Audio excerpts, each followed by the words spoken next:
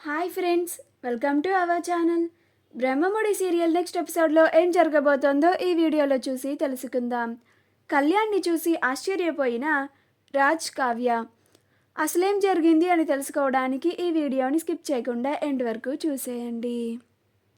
కళ్యాణ్ అప్పుతో మాట్లాడడానికి కనకం వాళ్ళ ఇంటికి వస్తాడు. అప్పుడు కనకం కళ్యాణ్ మొహం మీదే డోర్లు వేస్తుంది. అప్పుడు కళ్యాణ్ డోర్ని కొడుతూ ఉంటాడు.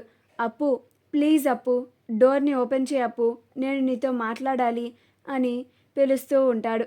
కానీ అప్పు వాళ్ళ నాన్నని పట్టుకొని కూర్చొని ఉంటుంది. కనకం తన కూతుర్ని పట్టుకొని కళ్ళమ్మట నీళ్లు పెట్టుకుంటూ ఉంటుంది.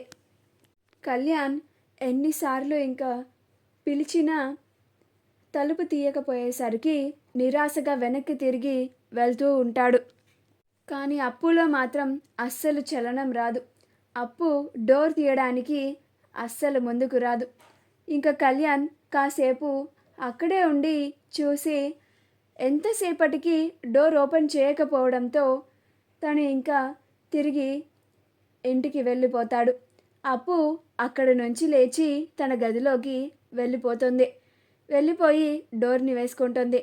అప్పుడు కనకం, మూర్తి అప్పు వెనకే వెళ్ళి అప్పు గది డోర్ని కొడుతూ ఉంటారు.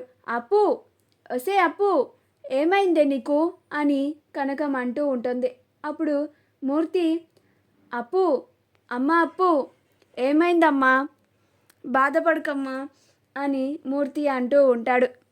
అప్పుడు మూర్తి, నా కూతురు ఏం పాపం చేసింది కనకం, ఎప్పుడు దానిపైనే ఇలాంటి నిందలు వస్తూ ఉన్నాయి. ఇప్పుడు అమ్మలక్కలు కూడా ఇంటి వరకు వచ్చి గోల చేస్తున్నారు. దాని మనసు ఎంతగా బాధపడి ఉంటుందో అని మూర్తి బాధపడుతూ ఉంటాడు. కళ్యాణ్ బాబు కూడా మన ఇంటికి అప్పుతో మాట్లాడడానికి అదే టైంకి వచ్చాడు. పాపం అది నువ్వు ఆ బాబు మీద ఎదురుగా తలుపులు వేసేసరికి దానికి కూడా దాని మనసు నొచ్చుకొని ఉంటుంది అని బాధపడుతూ ఉంటాడు. అప్పుడు కనకం మూర్తిని ఓదారుస్తూ ఉంటుంది. కనకం కూడా తన కళ్ళమట నీళ్లు పెట్టుకుంటూ ఉంటుంది. మరి ఏం చేస్తామయ్యా, ఇంకా కళ్యాణ్ బాబుకి ఎన్నిసార్లు చెప్పినా కానీ మన మాట వినడం లేదు. అందుకే తన మొహం మీద తలుపులు వేయాల్సి వచ్చింది. మనవి మధ్యతరగతి బతుకులు కదా. ఇలా చేయకపోతే ఇప్పటికే దాని జీవితం పైన చాలాసార్లు ఇలాంటి నిందలు వచ్చాయి. ఇకపైన అస్సలు పడకూడదు. అవన్నీ భరించేంత శక్తి నాకు లేదు అని బాధపడుతూ ఉంటుంది. నేను బాబు మొహం మీద తలుపులు వేస్తే ఎంతగా బాధపడి ఉంటాడో నాకు తెలుసు. కానీ అలా చేయక తప్పలేదయ్యా అని అంటూ ఉంటుంది. అలా కనకం, మూర్తి ఇద్దరు బాధపడుతూ ఉంటారు. కావ్య చెట్లకి నీళ్లు పోయడానికి గార్డెన్లోకి వస్తుంది. అలా కావ్య చెట్లకి నీళ్లు పోస్తూ ఉంటుంది. బాల్కనీలో రాజ్ కావ్యకి ఎలా థ్యాంక్స్ చెప్పాలా అని ఆలోచిస్తూ ఉంటాడు. అప్పుడే గార్డెన్లో కావ్యని చూస్తాడు. కళావతి కింద ఉందా, అయితే నేను కూడా కిందకి వెళ్తాను అని రాజ్ కూడా కిందకి వచ్చి ఉయ్యాల్లో కూర్చుంటాడు. ఉయ్యాల్లో కూర్చొని కావ్య వైపు చూస్తూ ఉంటాడు. అప్పుడు అలా రాజ్ కావ్య నడుముని చూస్తాడు. అలానే రాజ్ కావ్యని నడుముని చూస్తూ ఉంటాడు. అప్పుడు కావ్య, ఏంటండి, ఏం చేస్తున్నారు అని అంటుంది. అప్పుడు రాజ్ మొహం పక్కకి తిప్పేసి, నేనా నేచర్ని ఎంజాయ్ చేస్తున్నాను కళావతి అని అంటాడు. అప్పుడు కావ్య, ఓ చేయండి చేయండి అని అంటుంది.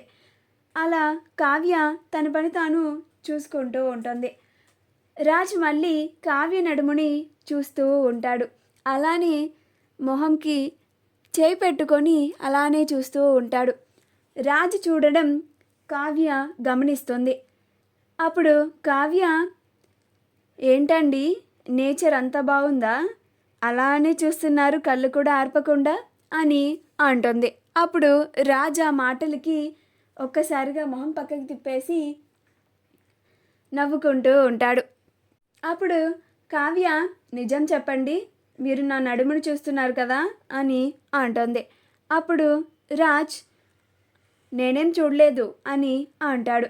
అప్పుడు కావ్య, లేదు మీరు చూశారు అని అంటుంది. అప్పుడు రాజ్, నేను చూడలేదు చూడలేదు చూడలేదు అని అంటాడు. అప్పుడు కావ్య, లేదు మీరు చూశారు, మీరు చూడడం నేను చూశాను అని అంటుంది. అప్పుడు రాజ్, అవును చూశాను, ఏంటి నా పెళ్ళాం నడుము నేను చూస్తే తప్ప, ఎవరికి చెప్తావో చెప్పుకోపో అని అంటాడు. అప్పుడు కావ్య మిమ్మల్ని అని తన చేతిలో ఉన్న వాటర్ని రాజ్ మీద పోయడానికి వస్తూ ఉంటుంది. అదే టైంకి కళ్యాణ్ నిరాశగా ఇంటికి వస్తూ ఉంటాడు. అది చూసి రాజ్ వెంటనే కళ్యాణ్ దగ్గరికి వెళ్ళి, రే కళ్యాణ్, ఏమైందిరా అలా ఉన్నావు అని అంటాడు.